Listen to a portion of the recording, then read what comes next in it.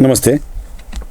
पवन खेरा नामक एक कांग्रेस के नेता आजकल भारतीय जनता पार्टी के नेता एवं देश के प्रधानमंत्री गृह मंत्री पर बार बार टिप्पणी करते नजर आ रहे हैं।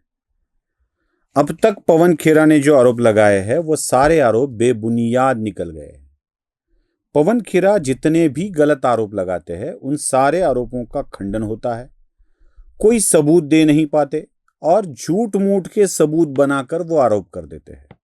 आसाम के मुख्यमंत्री हेमंत बिस्वा शर्मा पर भी उन्होंने आरोप लगाए थे। उनकी पत्नी के विदेशी होने का आरोप लगाया था, विदेशी कंपनियों में उनका निवेश होने का आरोप लगाया था और पवन खेरा का यह आरोप बेबुनियाद साबित हुआ। आसाम में उन पर केस भी दर्ज हो गई। लेकिन कुत्ते की दुम को कितने भी दिन नली में डाल के रखो, एक बार नली टेढ़ी हो जाएगी, कुत्ते की दुम सीधी नहीं होती है, बिल्कुल सीधे नहीं होती है। ठीक इसी तरह का काम हो रहा है। कभी भी पवन खेरा अपने आप को करेक्ट करने की कोशिश नहीं करते, बल्कि देश के गृह मंत्री के बारे में भी वो बातें करने लगते हैं। तड़ीपार है, ये है, उसकी औकात क्या है।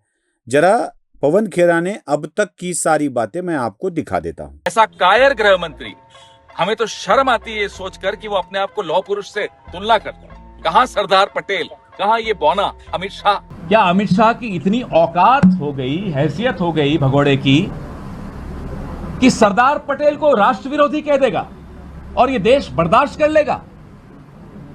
आप मुझे बताइए, कौन बर्दाश्त करेगा सरदार पटेल को, अमित शाह जैसे आदमी का?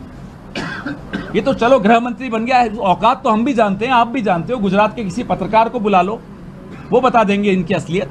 देखिए, इन बातों को देखकर यह स्पष्ट हो जाता है कि पवन खेरा अमित शाह के अपने ऊपर बैठे डर को निकाल बाहर करना चाहते हैं। यह आदमी कब करता है? मैं नहीं डरता किसी से, वो क्या कर लेगा मेरी, वो उसकी औकात क्या है, ये बातें बोलता रहता है। जब सच में उसी व्यक्ति से थ्रेट हो, डर हो कि कहीं वो वार न कर दे, तो आदमी ये करने लगता है।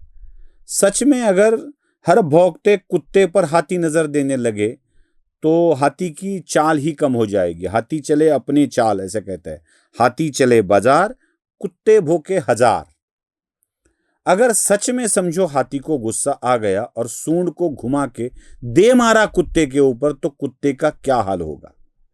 कभी भी हाथी ऐसे भौंकने वाले कुत्ते के ऊपर ध्यान नहीं देता है। मैं उदाहरण के तौर पर समझा रहा हूं। मैं पवन खेरा को कुछ नहीं कहना चाहता या अमित शाह को हाथी नहीं कहना चाहता, मैं नहीं कहना चाहता, लेकिन उदाहरण के लिए बता रहा हूं।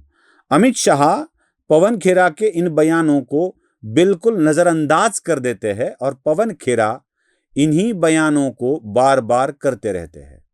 अपने अंदर के डर को खत्म करने के लिए पवन खेरा ये चीज करते हैं।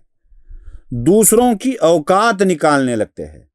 अमित शाह की औकात, देवेंद्र फडणवीस की औकात, या नरेंद्र मोदी की औकात, या हेमंत बिस्वा शर्मा की औकात, हर एक की औकात निकालकर पवन खेरा उनको कम दिखाने की कोशिश करते हैं। लेकिन असल में पवन खेरा की औकात क्या है?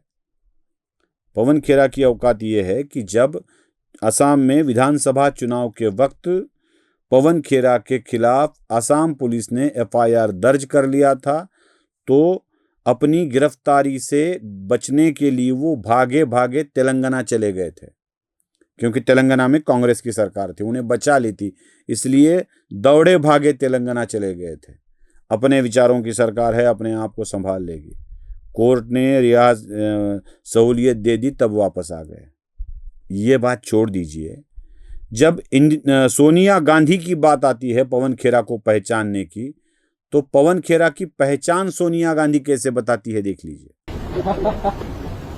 मैम, पूरा सेशन नहीं चल पाया, सरकार कोई जवाब नहीं दी। आप साइड हो सर, आपकी मैडम इधर है गाड़ी वो रिप्लाई पवन खेड़ा जी, वो कहां गया व्हाइट हेयर वाला?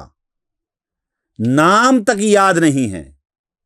जिनके लिए हम अपनी निष्ठा दिखा रहे हैं उनका नाम तक याद नहीं है। यह है पवन खेरा की असली औकात, यह है असली स्थिति।